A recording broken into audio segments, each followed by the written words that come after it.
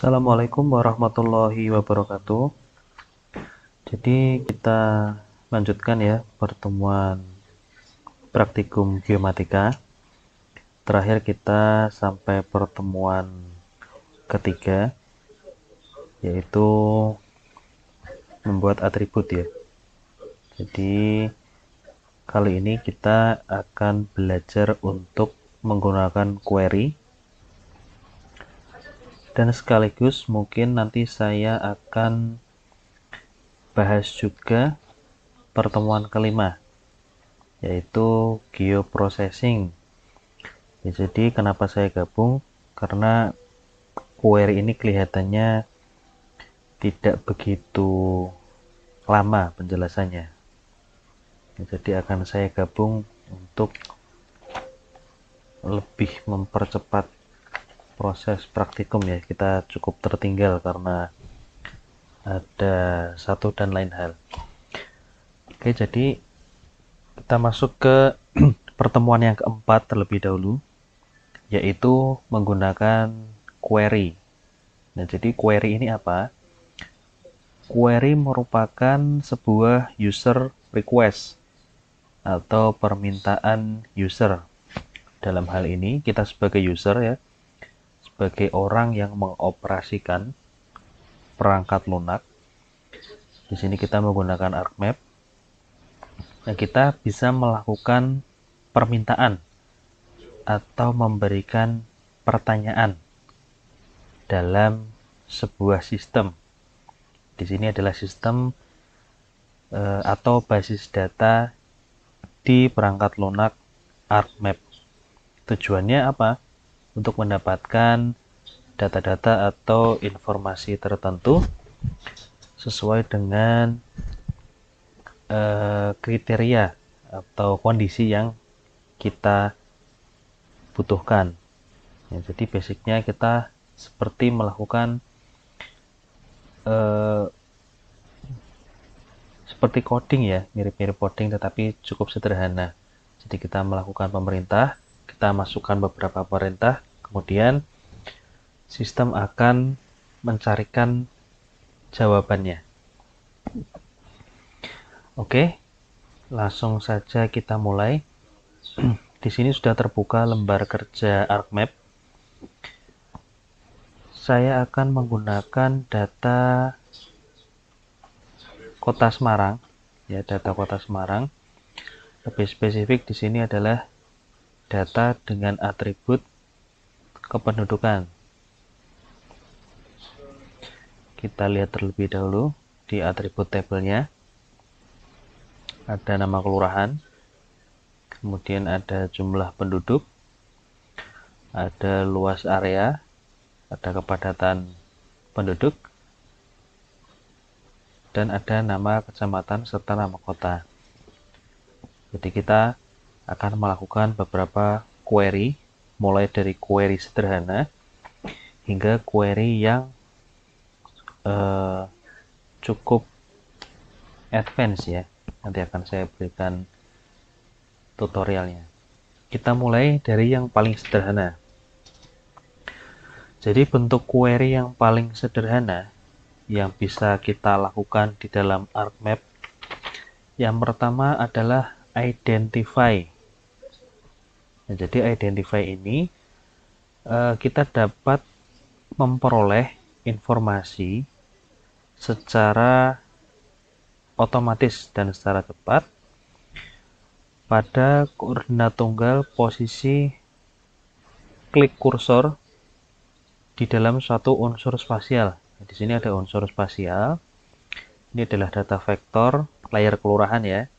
Jadi ini merupakan unsur spasial. Ketika nanti kita mengaktifkan perintah query identify dengan melakukan klik pada area yang berada di data spasial ini, maka kita akan mendapatkan informasi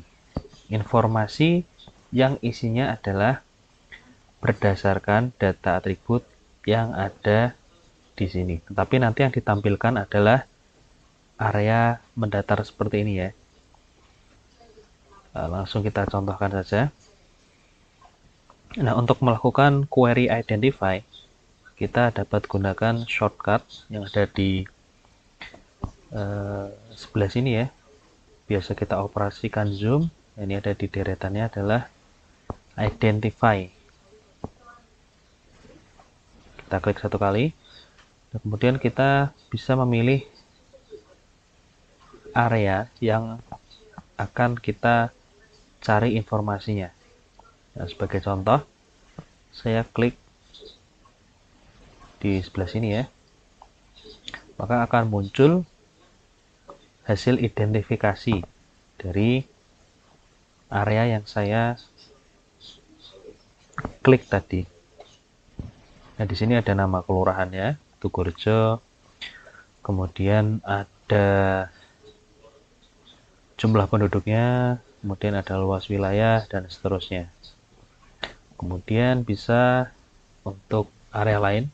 Nah, jadi identify ini umumnya digunakan untuk identifikasi sederhana. Nah, jadi misalkan kita dihadapkan pada satu data spasial seperti ini, contohnya layar kelurahan, kemudian tanpa membuka tabel atribut, kita ingin mengetahui secara singkat atau secara sederhana apa saja data yang tercantum pada satu bagian dari unsur spasial yang ada. Seperti tadi contohnya ya. Saya klik satu kali pada salah satu data yang ada pada unsur spasial ini, kemudian akan muncul informasinya. Jadi identify fungsinya kurang lebih seperti itu. Jadi data-data atau informasi dalam identify ini akan muncul sesuai dengan data atribut yang dimiliki. Jadi apabila layernya tidak memiliki data atribut, maka biasanya hanya akan muncul informasi yang sangat minim. Biasanya dua kolom utama ini saja yang muncul, nomornya dan jenis shape vektornya, jenisnya poligon. Tetapi kalau sudah kita isikan data atributnya, akan muncul informasi yang lebih lengkap. Identify ini juga bisa kita gunakan untuk mengidentifikasi beberapa fitur data ya dalam satu unsur spasial. Contohnya saya akan drag di area ujung ini, maka akan terseleksi 9 fitur ya, ini ada 9 kelurahan yang dapat kita ketahui masing-masing informasinya. Sekali lagi, identify ini digunakan untuk query sederhana, identifikasi secara sederhana. Nah, kemudian query selanjutnya yang masih cukup sederhana juga, tetapi kita bisa melakukan ekspor data dari feature yang kita seleksi atau kita pilih. Kalau tadi identify itu hanya melihat informasinya, kali ini kita akan melakukan ekspor data berdasarkan fitur yang kita pilih. Yaitu query yang selanjutnya adalah select feature. Select feature prinsipnya hampir sama dengan identify. Letaknya ada di sini ya, bisa kita aktifkan. Yang membedakan adalah ketika kita melakukan select feature dan kita memilih satu atau beberapa jenis feature data, informasinya tidak ditampilkan, tetapi area yang kita pilih, feature datanya akan terseleksi. Bisa kita lihat di sini warnanya aktif berwarna biru. Kemudian kalau kita lihat di atribut tabelnya, dia juga akan terseleksi. Nah, fungsinya apa? Biasa kita gunakan untuk memilih beberapa area yang akan kita ekspor tersendiri. Nah, jadi misalkan satu area kota Semarang ini, kemudian hanya akan saya gunakan 4 data kelurahan, yaitu kelurahan Mangkang Kulon, Mangunharjo, Mangkang Wetan, dan Randu Garut. Saya akan gunakan hanya 4 data ini, data kelurahan. Kemudian kita seleksi ya, saya seleksi, dan kemudian saya akan ekspor menjadi satu unsur spasial baru, yang menjadi satu data baru. Caranya adalah klik kanan pada layar kelurahan ini, kemudian pilih data, pilih ekspor data. Nah, kemudian bisa kita tentukan di mana outputnya. Kita beri nama ya, contohnya ekspor kelurahan 4, yang 4 kelurahan. Ekspor 4 kel. Setelah itu kita klik OK. Nah, kemudian setelah melakukan pemrosesan akan muncul jendela atau notifikasi yang berbunyi, apakah Anda ingin menambahkan data yang tadi diekspor menjadi satu layer baru?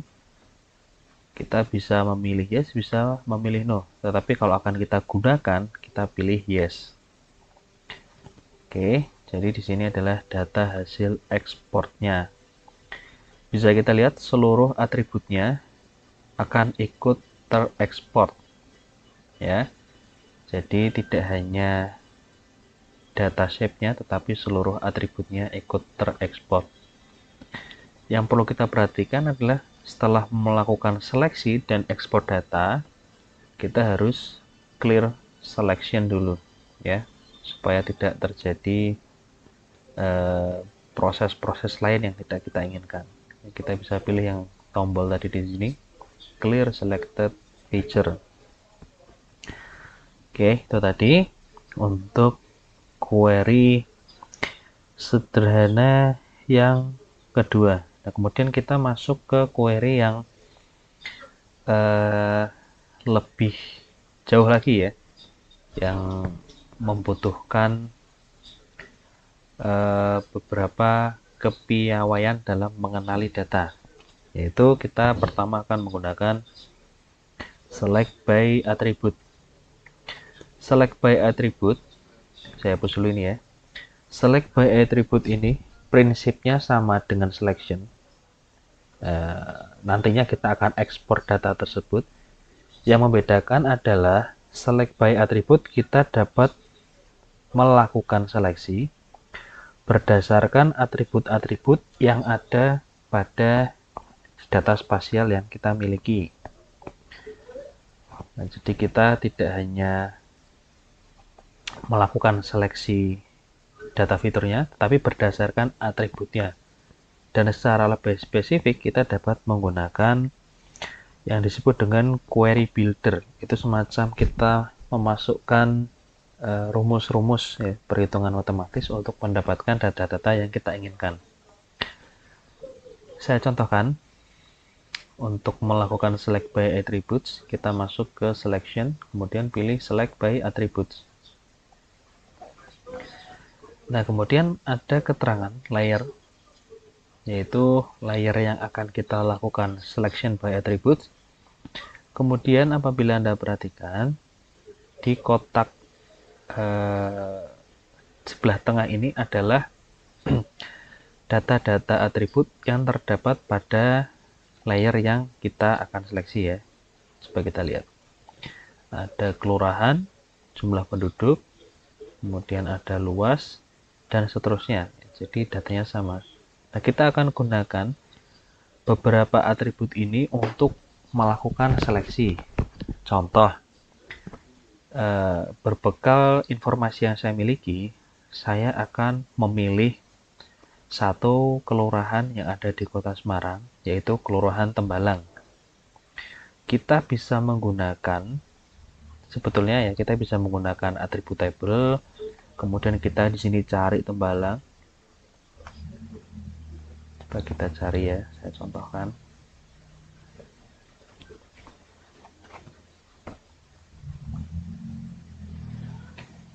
Nah, misalkan seperti ini, kita cari datanya, kemudian kita ekspor.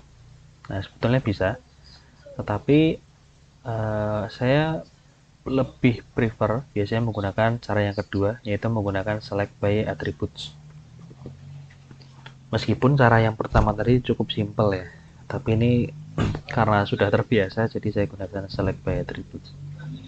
Nah, kembali lagi tadi saya akan memilih satu atribut yaitu kelurahan di data spasial yang ada di sini ya, yaitu layar kelurahan. Nah, caranya adalah yang pertama dipilih dulu layarnya, kemudian di bawah sini ada query builder yang tadi saya sampaikan ya. Di sini akan kita masukkan perintah-perintah atau semacam rumus-rumus untuk melakukan seleksi by attributes. Cara untuk memilih satu unsur ini ya, tembalang merupakan salah satu unsur dari atribut kelurahan. Maka saya akan pilih nama atributnya dulu, double klik di sini ya. Nanti akan muncul di query builder di bawahnya. Kemudian masukkan perintah sama dengan, ya artinya adalah kelurahan yang akan saya seleksi adalah sama dengan. Nah, kemudian kita munculkan dulu value-nya. Value adalah unsur atau keterangan dalam atribut kelurahan. Cukup diklik get unique values, kemudian bisa cari tembalang. Oke, kalau sudah ketemu tembalang, tinggal di double klik. Nah, jadi di sini rumusnya adalah saya akan memilih data atribut kelurahan tembalang, atau saya akan memilih data atributnya adalah kelurahan, unsur di dalam atributnya adalah tembalang. Setelah itu klik OK. Ini akan terseleksi berdasarkan atributnya. Kemudian seperti langkahnya tadi bisa kita lakukan export.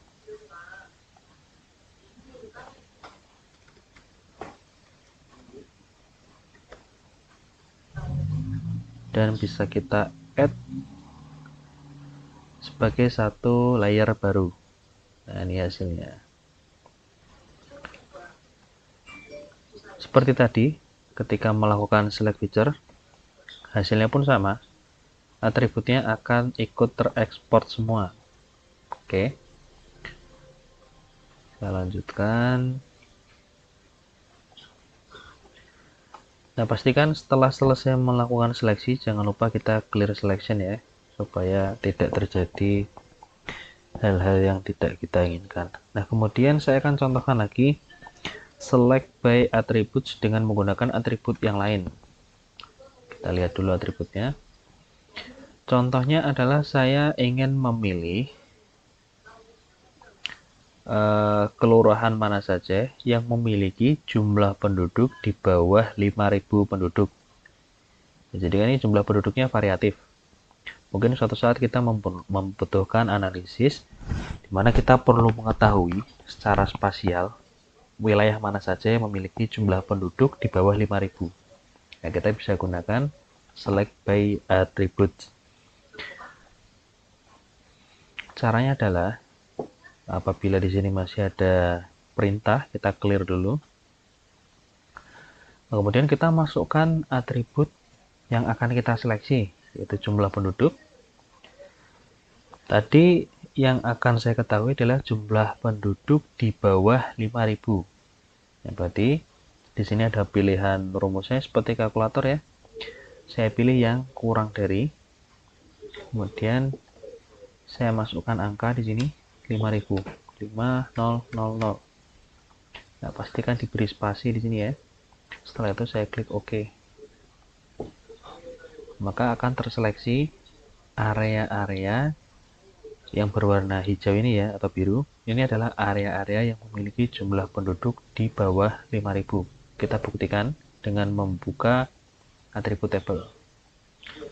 Nah, ini contohnya. Kelurahan Wonoplumbon, jumlahnya 2.400, Wonolopo 4.800, dan seterusnya. Ini adalah data-data yang terseleksi berdasarkan jumlah penduduk di bawah 5.000. Selanjutnya bisa kita ekspor dan kita lakukan analisis. Atau kalau mau lebih seleksinya lebih detail lagi, misalkan saya ingin melakukan seleksi wilayah mana saja yang memiliki jumlah penduduk di bawah 5.000 pada luasan area. Kita lihat luasan areanya. Pada luasan area di atas 3.500.000 meter persegi. Jadi jumlah penduduk di bawah 5.000 pada luasan area di atas 3,5 juta meter persegi. Berarti kita menggunakan dua atribut secara bersamaan. Seperti biasa, di clear dulu. Kemudian kita masukkan atribut jumlah penduduk. Kita masukkan rumus kurang dari 5.000. Jadi jumlah penduduk di bawah 5.000. Nah, di sini kita tambahkan satu perintah lagi sebagai gandengannya, yaitu N luas di atas 3.500.000. Nah, jadi ini jangan lupa diberi spasi ya. Berarti di sini keterangannya adalah, atau perintah yang akan dilakukan adalah memilih atribut jumlah penduduk di bawah 5.000 dan pada luasan area di atas 3,5 juta meter persegi. Ini akan terseleksi wilayah-wilayah mana saja yang memiliki jumlah penduduk di bawah 5.000 pada luasan area di atas 3,5 juta. Mari kita lihat.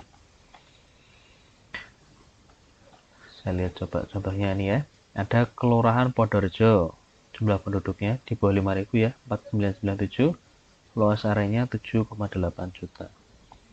Dan seterusnya, kita masih bisa menggunakan banyak fitur yang disajikan pada select by attributes. Ini kalau sudah bisa kita clear, kemudian bisa kita ekspor ya. Kalau sudah selesai ekspor, jangan lupa clear selected feature. Oke, mungkin itu materi keempat terkait query. Nah, kemudian akan saya lanjutkan ke materi kelima, yaitu mengenai geoprocessing. Jadi untuk materi tadi silahkan Anda pelajari. Anda bisa gunakan kombinasi-kombinasi untuk melakukan selection ya, terutama select by attributes tadi. Ada AND, ada OR, dan sebagainya. Bisa Anda gunakan rumus-rumusnya untuk menemukan komposisi data atribut yang betul-betul ingin Anda gunakan ya. Jadi bisa menggunakan rumus-rumus tadi. Nah, saya masuk ke materi kelima mengenai geoprocessing. Geoprocessing secara umum adalah proses melakukan pengolahan atau analisis terhadap unsur spasial. Dalam hal ini, data yang kita gunakan, unsur spasialnya adalah data vektor. Tujuannya adalah sebetulnya untuk mempermudah para pengguna ya, kita sebagai pengguna untuk memanfaatkan fasilitas otomasi atau perintah-perintah analisis pada sistem informasi geografis. Untuk menggunakan geoprocessing, biasa di sini kita gunakan yang disebut dengan ArcToolbox. Ini saya buka ya.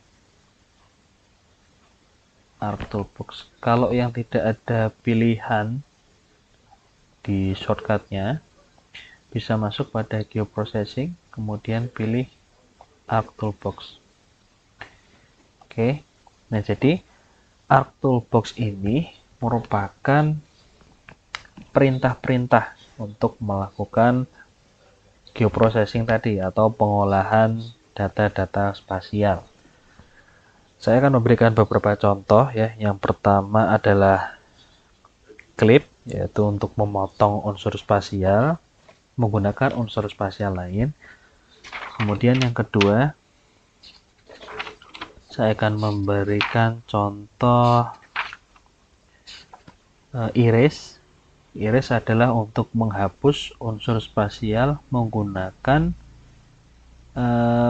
unsur spasial lain. Jadi ada clip, ada erase. Kemudian buffer ya.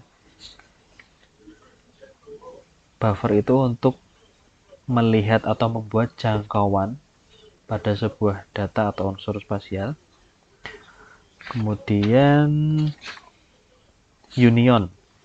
Union untuk menggabungkan data lebih dari satu data spasial. Jadi tadi apa saja? Ada clip, ada iris, ada buffer, ada union. Saya mulai satu persatu. Yang pertama clip ya. Clip basicnya tadi adalah untuk memotong. Jadi kita memiliki satu data unsur spasial yang terdiri dari beberapa feature data. Kemudian akan saya potong berdasarkan unsur lain. Biasanya contohnya di sini adalah yang paling simpel. Saya memiliki data jalan. Coba kita lihat. Oke, saya memiliki data jalan. Kemudian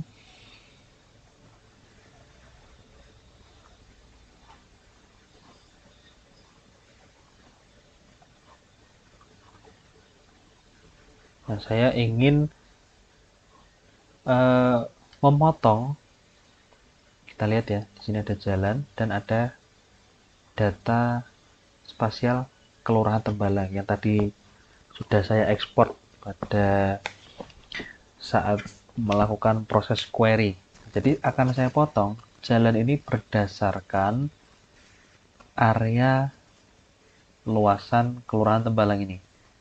Nah, jadi yang dipotong adalah data spasialnya adalah jalan menggunakan unsur spasial lain berupa data poligon, yaitu Kelurahan Tembalang. Ya, mungkin langsung kita praktikkan ya. Untuk melakukan clip, bisa masuk di Analysis Tools, kemudian masuk di Extract. Jadi kalau Anda buka, ini semacam folder ya, folder toolbox. Yang Anda buka isinya adalah perintah-perintah. Ya, di sini banyak sekali perintah. Nah, tadi kita akan melakukan clip, iris, buffer, dan union. Ini ada beberapa. Karena kalau saya bahas satu persatu, mungkin akan cukup memakan durasi ya. Jadi hanya akan saya pilih, nanti sisanya bisa Anda praktikkan secara mandiri. Oke, yang pertama clip dulu. Masuk ke Analysis Tools, kemudian ke Extract, kemudian double klik di bagian clip. Nah, sebetulnya kita bisa melihat di sini show help.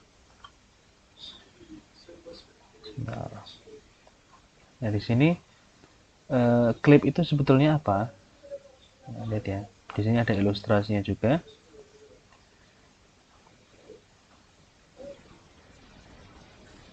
Nah, ini ya. Jadi inputnya adalah data spasial, bisa berupa titik, garis, atau poligon. Kemudian akan dipotong menggunakan data poligon. Nah, jadi yang bisa digunakan untuk memotong adalah data poligon.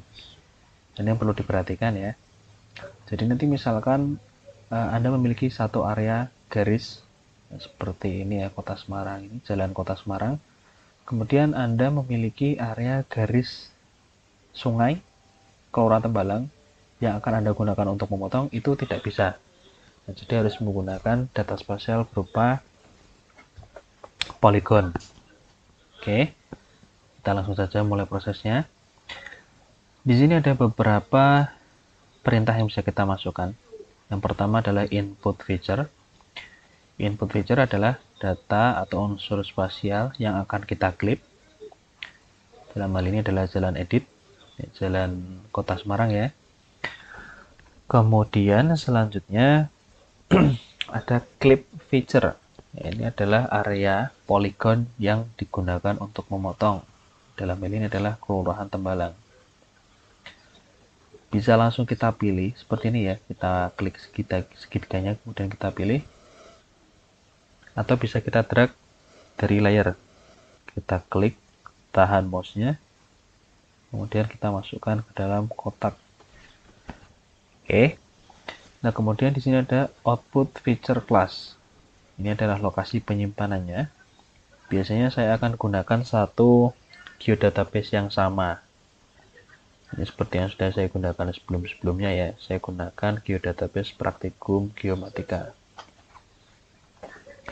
Kemudian kita beri nama di sini Jalan Tembalang. Jalan Kelurahan Tembalang. Setelah itu untuk kolom yang di bawah tidak perlu kita utak-atik ya. Kalau sudah, langsung klik OK.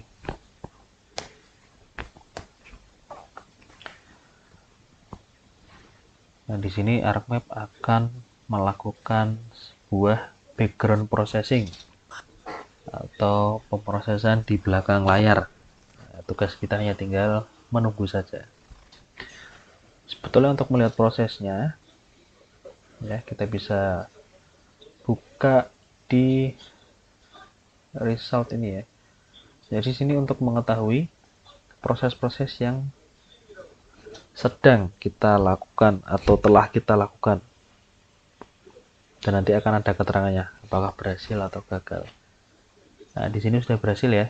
Kita lihat, saya zoom in, jalannya sudah terklip atau terpotong sesuai dengan Kelurahan Tembalang.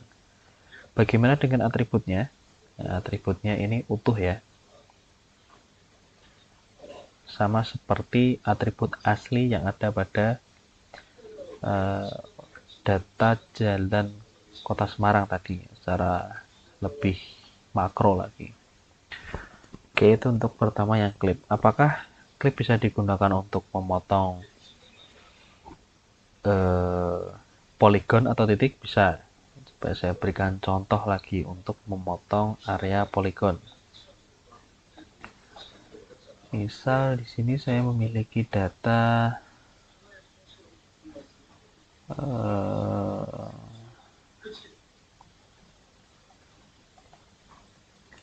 land use ya.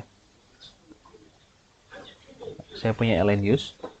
Kemudian saya akan potong land use ini hanya pada area Kelurahan Tembalang saja. Land use ini adalah penggunaan lahan ya. Jadi saya ingin mengetahui penggunaan lahan di hanya Kelurahan Tembalang, maka saya bisa gunakan tadi ya, di output box kita pilih yang clip. Yang akan dipotong apa? Ada feature land use. Kemudian yang digunakan untuk memotong adalah Kelurahan Tembalang. Di sini bisa kita beri nama land use Kelurahan Tembalang. Setelah itu klik OK. Yang disebut dengan background processing tadi. Ini datanya kalau kecil cukup cepat ya potongnya. Ini adalah hasil memotong atau klip dari data land use utama tadi besar. Kita lihat atribut tabelnya. Nah, atributnya sama seperti atribut awalnya. Hal ini juga bisa dilakukan untuk data berupa titik ya. Kemudian selanjutnya, contoh berikutnya adalah erase. Nah, geoprocessing yang kedua. Erase adalah untuk melubangi atau menghapus atau mengurangi sebagian unsur-unsur spasial menggunakan data poligon ya. Masih sama, kita hanya bisa menggunakan data poligon. Contohnya apa? Misal ya, saya beri contoh kasus, misalkan dalam sebuah analisis di satu kota Semarang, saya ingin menghilangkan satu kelurahan karena tidak saya gunakan untuk perhitungan ataupun analisis. Misalkan saya akan hilangkan Kelurahan Tembalang. Sebetulnya bisa saja kita hapus menggunakan atribut tabelnya. Kita cari ya Tembalang, kemudian kita delete bisa. Tetapi ini hanya contoh. Atau begini ya, untuk lebih spesifik ya, saya akan buat satu data baru. Bentar. Saya buat satu shape file baru.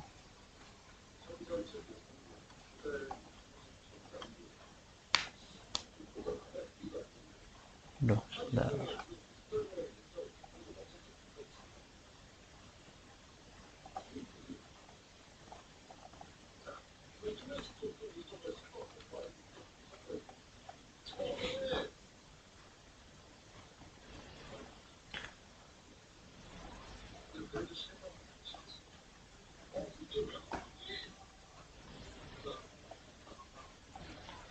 Misalkan area kota Semarang ini akan saya iris bagian ya. Contohnya misalnya ada satu file polygon ya, contohnya. Oke, jadi akan saya lubangi atau saya kurangi berdasarkan area polygon yang telah saya buat. Contoh lain mungkin kita bisa menggunakannya untuk misal melubangi area daratan dengan perairan ya. Jadi untuk memisahkan. Contoh kasusnya seperti itu. Oke, langsung saja ke prosesnya. Masih sama, masuk di Analysis Tools. Tapi kali ini pilih yang Overlay. Kemudian pilih Erase. Nah, seperti klip tadi, kita harus memilih input feature-nya apa. Input feature adalah data spasial akan kita erase. Dalam ini kelurahan, akan kita hapus ya. Kemudian yang digunakan untuk menghapus adalah, nah kita pilih datanya.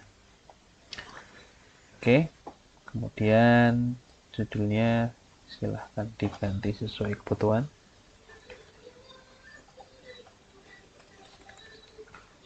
Semarang iris. Setelah itu klik OK. Nah, ini sudah langsung terinput layernya. Kita lihat. Nah, ini ya. Sudah terpotong dan akan ada unsur atribut yang hilang. Ini ya, kita lihat ada 159 atribut. Aslinya ada berapa nih, coba?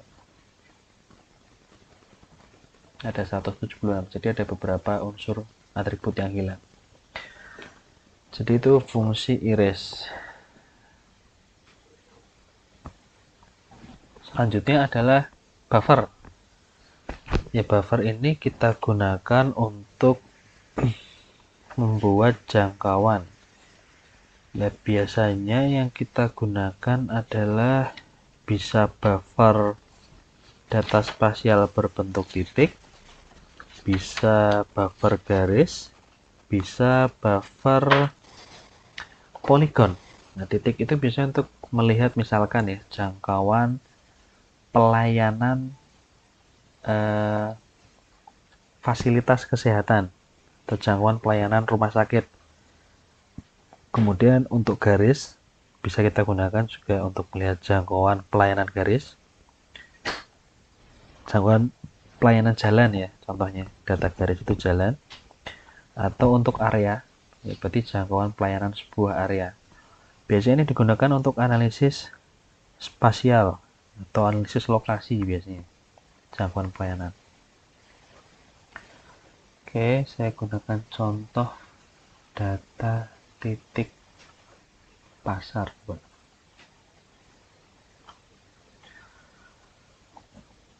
Nah, data titik pasar ini dengan menggunakan buffer, kita bisa melihat berapa seberapa jauh ya jangkauan pasar tersebut secara spasial dalam data yang sedang kita kerjakan.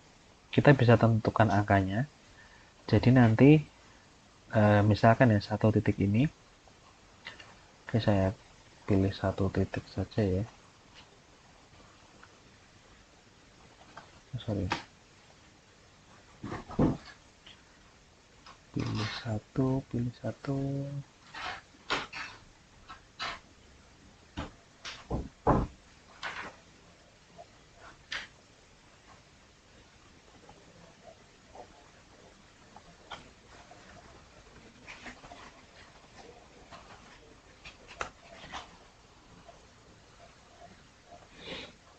Nah, ini saya gunakan satu pasar. Saya pengen melihat kira-kira kalau pasar ini saya buffer sejauh 1 kilo, sampai ke kelurahan mana saja jangkauannya. Jadi saya tampilkan labelingnya dulu. Oke, labeling.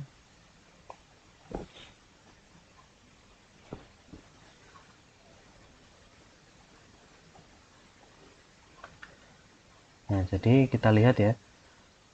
Kira-kira kalau saya buffer kira-kira 1 kilometer, sejauh apa sih jangkauan pasar ini?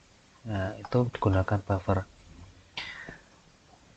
Caranya adalah masuk ke Analysis Tools, kemudian pilih yang Proximity, pilih yang Buffer. Ini ya. Nah, di sini keterangannya adalah membuat area jangkauan berupa poligon. Nanti jangkauannya berbentuk poligon di sekeliling data feature yang kita input. Kita masukkan input feature-nya adalah data titik yang tadi ya, titik pasar ya. Tadi tidak ada keterangannya, ini pasar apa? Oh, tidak ada keterangannya. Nah, kemudian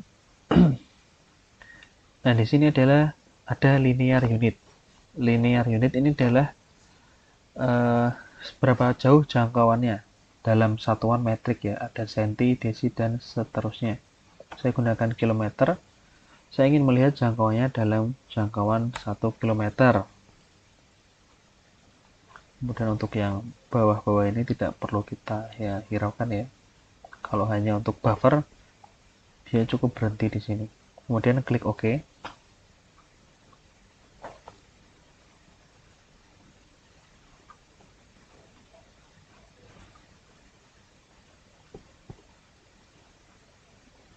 Sebentar, muncul tidak?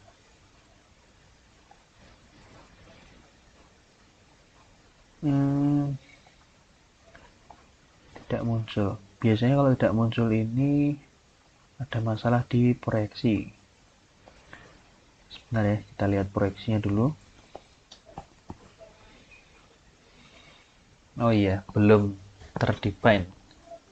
Nah, di sini saya berikan satu tips tambahan. Apabila Anda memiliki data spasial yang ketika Anda input itu belum terdeteksi referensi spasialnya, contohnya data ini ya, saya input ulang. Ciri-cirinya apa? Ketika kita add data, akan muncul keterangan unknown spatial reference. Jadi referensi spasialnya tidak diketahui. Maka bisa kita lakukan geoprocessing yang disebut dengan projection. Ya, itu ada di data management tools. Kemudian di projections and transformation. Kemudian define projection. Jadi kalau keterangannya tadi undefined, maka kita harus define. Kita masukkan datanya. Kemudian koordinat sistem yang digunakan UTM ya. Setelah itu kita klik OK. Nah, kemudian untuk titik ini kita lakukan hal yang sama. Sepertinya belum terproyeksi ya. Nah, kita define dulu. Nah, jadi biasanya timbulnya problem kegagalan buffer adalah data spasialnya belum memiliki informasi proyeksi atau informasi koordinat. Oke, kita cek. Bisa cek di properties, pilih source ya. Nah, di sini ada keterangan projected coordinate system bla bla bla. Oke, kita ulangi proses buffernya. Input feature-nya titik. Nah, di sini distance ya, linear unit. Kita coba 1 kilometer.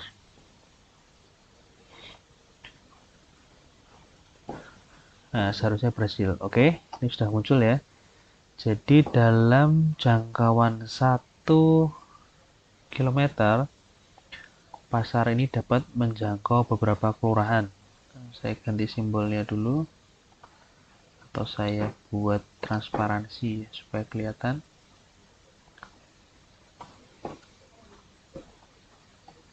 Nah ini ya jangkauannya di sebagian Kelurahan Mati Baru, Purwodinatan, Kebon Agung, Bugangan, dan seterusnya. Nah ini contoh buffer. Nah buffer ini juga bisa kita gunakan, ini buffer yang kedua, contohnya adalah untuk melihat jangkauan sebuah titik dalam jangkauan tidak hanya satu jangkauan saja atau multiple jangkauan. Misalkan dalam jangkauan 1 kilo, 3 kilo, dan 5 kilo.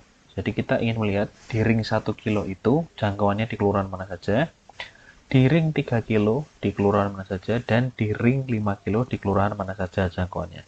Sebetulnya bisa kita gunakan buffer satu persatu, tetapi ada geoprocessing yang mempersingkat cara tersebut. Jadi digabungkan langsung menjadi satu, yaitu dengan menggunakan multiple ring buffer. Jadi dari namanya kita dapat melakukan buffer dalam multiple area. Saya contohkan ya. Nah, kita masukkan input feature-nya tadi sama titik pasar. Outputnya bisa kalian ganti namanya. Nah, di sini yang perlu diperhatikan adalah buffer unit. Kita ganti dulu ke kilo.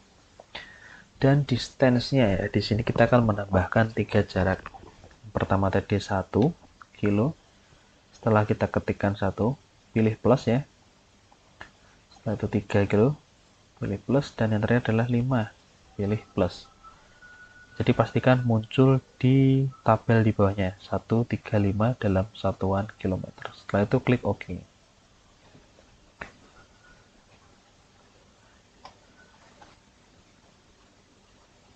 Prosesnya sedikit lebih lama ya dibandingkan melakukan satu ring buffer.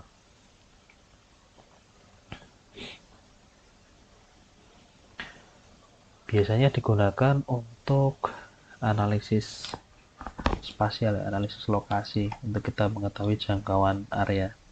Ini sudah muncul. Saya transparansi dulu. Nah, di sini kelihatan ya. Jadi area mana yang terbuffer dalam ring 1, kelurahan mana saja yang terlayani. Kemudian di ring 2 warnanya adalah pink, dan di ring 3. Oke. Jadi ini adalah untuk buffer. Kemudian yang terakhir adalah apa tadi? Union ya. Union ini digunakan untuk menggabungkan lebih dari satu feature class atau data spasial, baik itu unsur spasial maupun tabel atribut, ke dalam satu unsur spasial tersendiri. Contohnya adalah misalkan kelurahan Semarang, kelurahan di kota Semarang. Misalkan ada satu tambahan kelurahan baru. Ya, coba saya buat dulu ya. Buat datanya.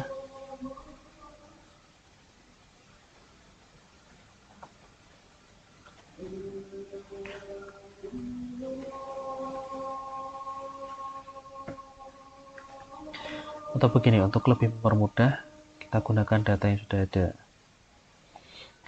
Tadi kelihatannya kita ekspor beberapa data.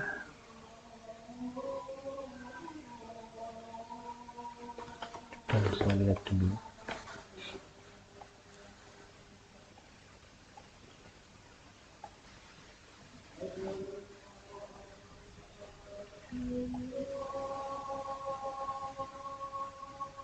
Nah ini ya, contoh ya. Ada 2 layer. Ya, ini ada 2 data spasial yang akan saya gabungkan. Ini kan masih terpisah ya. Dengan atribut yang sama akan kita gabungkan. Nanti ada satu lagi, ada union, ada spatial join. Ada union, ada union, ada update. Fungsinya sama, tetapi nanti yang membedakan adalah penambahan atributnya. Kita coba satu persatu ya. Kita coba union dulu. Jadi targetnya saya akan menggabungkan 2 data spasial ini. Untuk union ada di analysis tools, overlay union. Kita masukkan feature yang akan kita union atau kita gabung. Oke. Dan kita beri nama. Untuk join atributnya kita pilih all, kemudian kita klik OK. Nah, di sini sudah tergabung ya. Bisa kita lihat di sini. Nah, untuk union ini yang digabung adalah dua unsur spasial, tetapi atributnya tidak terjoin secara otomatis ya. Dia atributnya berdiri sendiri. Padahal di sini atributnya sama ya. Sama-sama ada kelurahan, sama-sama ada jumlah penduduk dan seterusnya. Ini adalah bedanya dengan update. Nah, coba kita update ya. Kalau update itu saya masukkan. Update itu atributnya dia akan gabung di bawahnya dengan atribut yang sama. Kita coba ya. Saya juga sedikit lupa ini. Kita langsung coba. Nah, ya, atributnya jadi dia tidak membuat kolom baru atau field baru, tapi gabung menjadi satu. Nah, jadi itu tadi bedanya antara union dengan update. Kalau union, dia menggabungkan, tetapi atributnya akan menjadi kolom baru, ya, tidak gabung. Kalau update, dengan atribut yang sama, bisa digabung menjadi satu. Ya, itu bedanya. Jadi kita sudah belajar 4 geoprocessing, yang nanti mungkin Anda bisa coba-coba lagi yang lain. Di sini masing-masing bisa Anda lihat keterangannya ya. Tinggal diklik aja tool help, nanti akan muncul sebetulnya apa sih spatial join itu. Nah, terkadang juga diberikan ilustrasi gambarnya ya, seperti buffer ini. Ya, ada input, outputnya, dan seterusnya. Oke, mungkin pertemuan kelima ini saya cukupkan sekian ya. Jadi kita sudah melakukan 2 kali praktikum, 2 materi. Yang pertama tadi query, dan yang kedua adalah geoprocessing. Tinggal PR untuk Anda adalah silakan lakukan latihan mandiri dengan menggunakan cara-cara yang tadi saya berikan, dan silakan kembangkan untuk menggunakan tools-tools yang lain, baik itu di materi query maupun geoprocessing ya. Di sini masih ada banyak sekali. Tadi saya bonusi satu ya untuk melakukan projection.